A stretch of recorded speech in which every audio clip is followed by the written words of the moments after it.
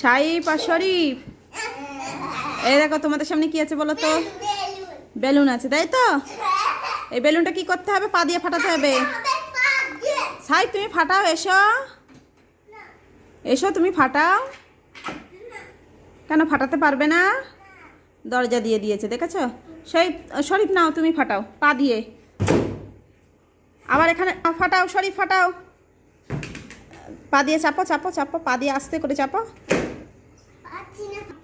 ফাটাও। দু হাত দিয়ে চাপো চাপো, পা দিয়ে ফাটাও। আবার পালিয়েছে, ফাটাও।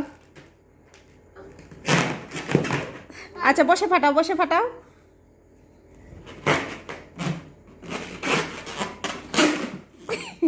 হচ্ছে না? ওই তো